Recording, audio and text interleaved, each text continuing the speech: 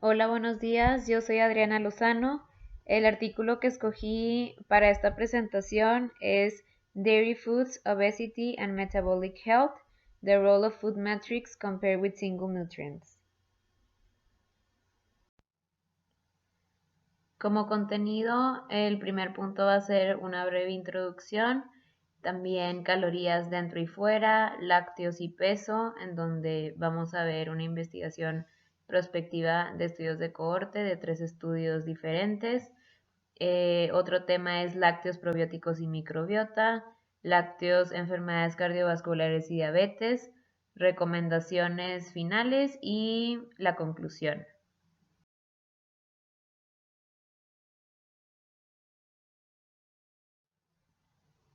Empezando con la introducción, las guías convencionales alrededor del mundo se han concentrado en nutrientes de manera individual, esto para mejorar la salud y prevenir enfermedades. Sin embargo, esta reducción de ver todo de manera individual es inapropiada cuando nos queremos referir a enfermedades crónicas. La retrospectiva de la historia de la ciencia moderna de la nutrición nos proporciona las perspectivas importantes sobre los orígenes de este enfoque reduccionista de la nutrición. En 1747, el físico James Lind puso a prueba las frutas cítricas para prevenir las deficiencias como por ejemplo del escorbuto, pero hasta 1932 fue cuando la vitamina C se aisló y se sintetizó y se comprobó que era un ingrediente relevante. En 1930 a 1950, esa fue la era considerada como la era dorada en el descubrimiento de las vitaminas. Por ejemplo, la niacina se consideró pues que prevenía la pelagra, la tiamina el beriberi, vitamina D raquitismo y vitamina A la ceguera nocturna.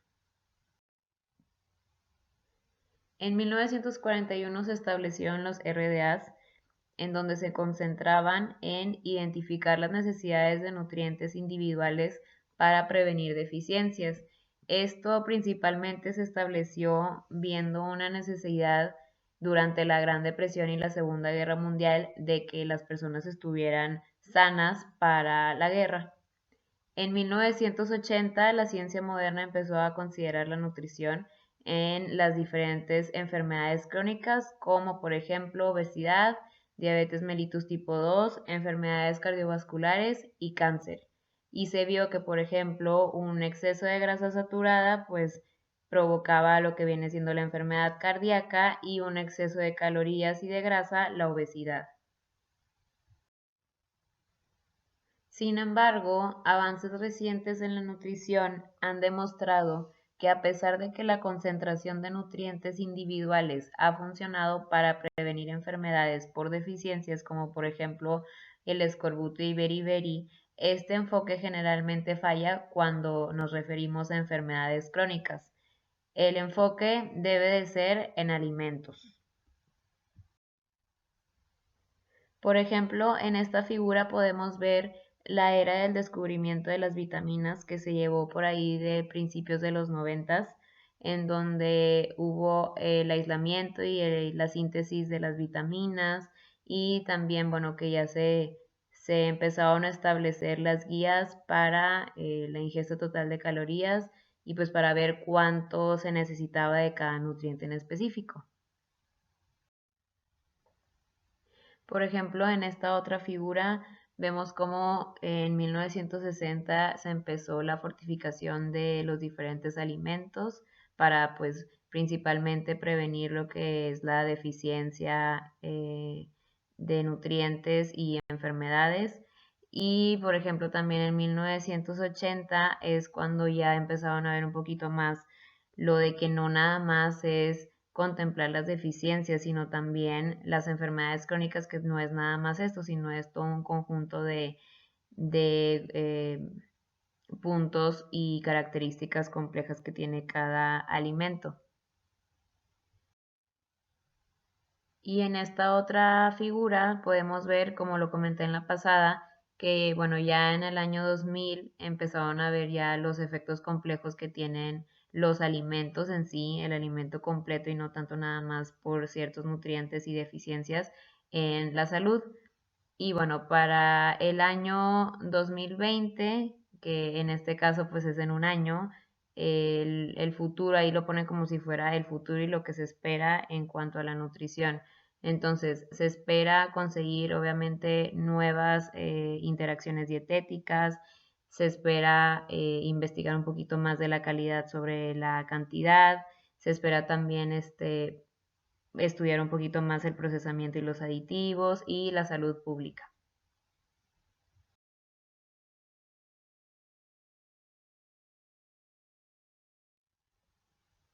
Pasando ahora al tema de calorías dentro y fuera, la epidemia de la obesidad en Estados Unidos empezó a mediados de los 80 y a manera global en los últimos años ha sido bastante. La mayoría de las recomendaciones se siguen concentrando en las calorías y en la grasa, recomendando obviamente alimentos bajos en estos. Sin embargo, los alimentos no solo simplemente son una colección de componentes individuales, que es lo que ya habíamos comentado anteriormente, sino de matrices complejas que tienen efectos complejos en la salud.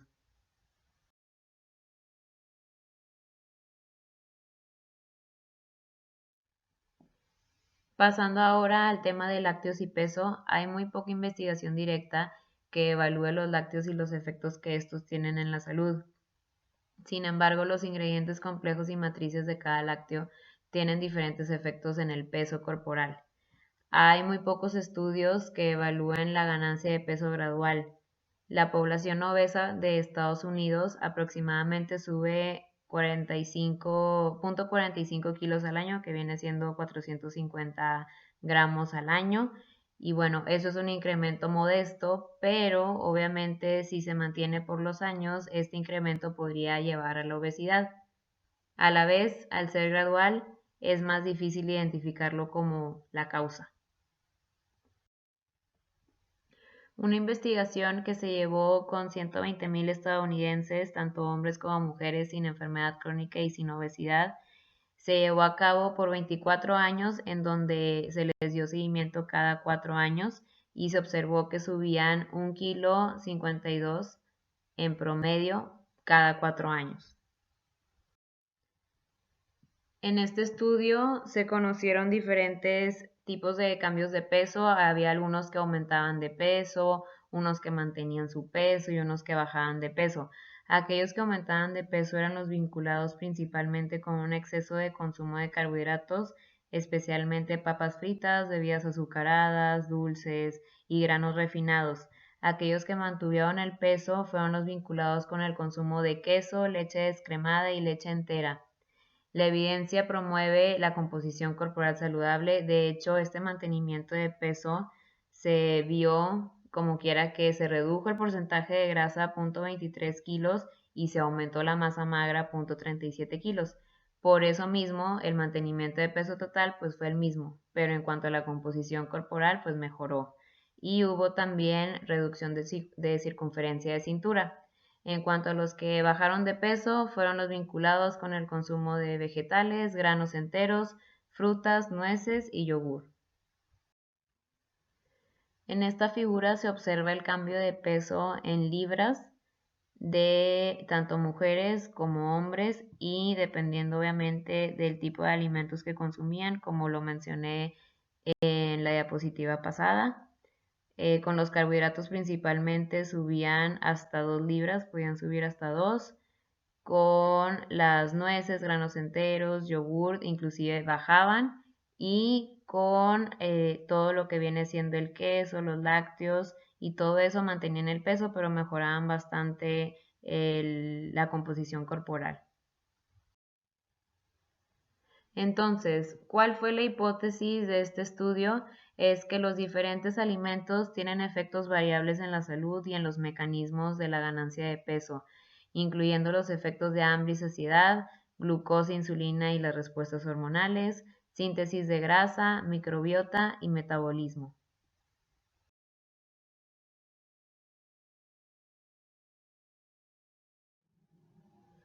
Pasando al tema de lácteos, probióticos y microbiota, hay evidencia que demuestra que la calidad de la dieta influye muy fuerte en la microbiota. Se han estudiado los efectos de los probióticos y de sus beneficios en los alimentos fermentados. En un modelo experimental con ratones predispuestos a obesidad con dietas control o con dietas de comida rápida con o sin yogur con probióticos o probióticos solos en agua, se vio que sin probióticos los ratones aumentaban de peso de manera significativa y con probióticos en yogur o en agua, no importaba en dónde, prevenían el aumento de peso. En un resumen sistemático y metaanálisis se examinaron los efectos de los probióticos tanto en alimentos como en suplementos en el peso y la composición corporal y vieron que se redujo significativamente el peso en 0.6 kilos, el IMC, se redujo el peso, pues el IMC también se redujo, 0.27 kilogramos metros cuadrados, y el porcentaje de grasa también disminuyó 0.60% comparado con el grupo placebo. En otro metaanálisis hubo mejoría en niveles de glucosa, insulina y resistencia a la insulina. En ambos estudios de 1000 personas se tuvo un seguimiento de entre 3 a 24 semanas y fue en diferentes condiciones. Entonces, bueno, esto quiere decir que si es en diferentes condiciones es porque tiene mucha más significancia los resultados.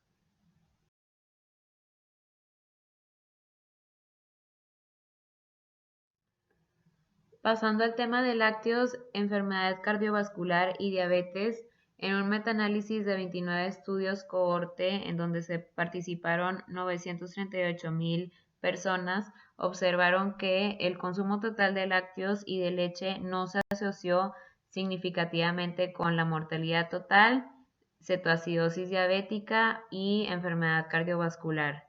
El consumo de lácteos fermentados, tanto como queso, yogur, leche fermentada, estaba asociada a menor riesgo de mortalidad y de enfermedad cardiovascular, y el consumo de queso, aunque sea el lácteo con mayor cantidad de grasa, también se asoció significativamente con un menor riesgo de cetoacidosis diabética e infarto.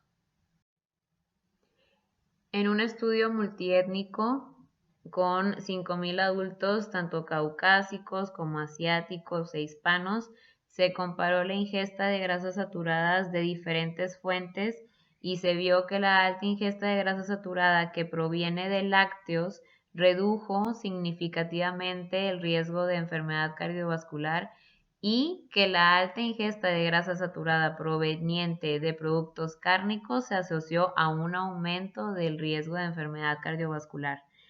La ingesta de grasa saturada de otras fuentes como mantequilla o aceites vegetales también se vio que redujo el riesgo de enfermedad cardiovascular.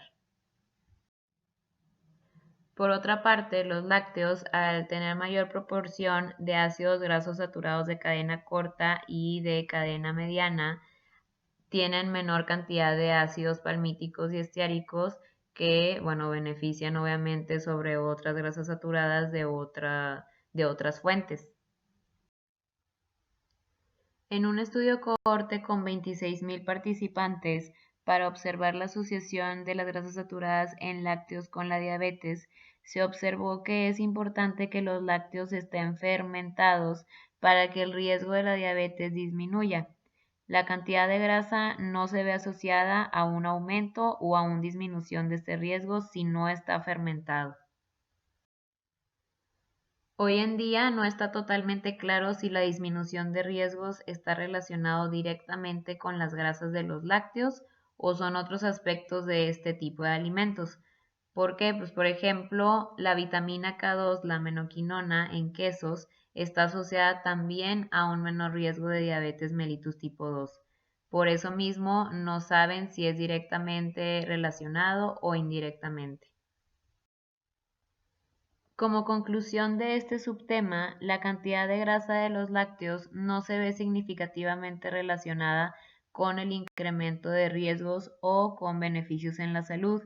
Sin embargo, como se puede observar en la imagen de esta diapositiva, Los efectos dependen de complejas características como lo son los probióticos, la fermentación y el procesamiento de los alimentos, por ejemplo, la homogenización y la presencia o ausencia de la membrana de glóbulos grasos de la leche.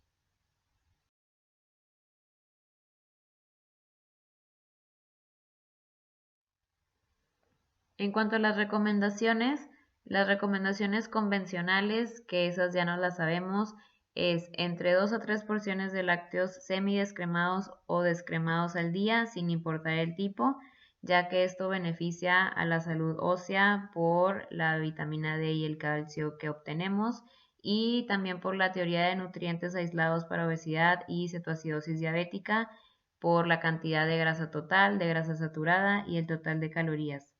Los avances recomiendan, sin embargo, que la leche, queso y yogur se deben considerar por separado y diferenciar su relación con los resultados clínicos.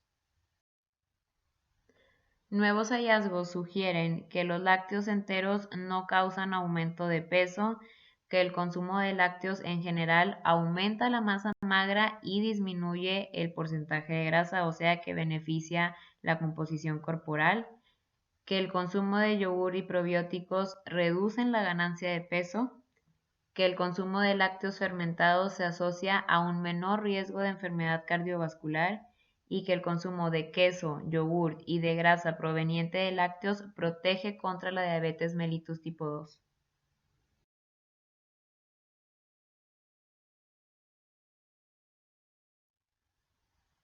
Como conclusión, el consumo de lácteos es parte de una dieta saludable y hay que promoverlo. También hay que promover el consumo de yogur con probióticos y de lácteos fermentados para que tengan un beneficio mucho mayor. La elección entre productos lácteos enteros y bajos en grasa debería de dejarse a la preferencia personal, sin embargo, se va a seguir investigando.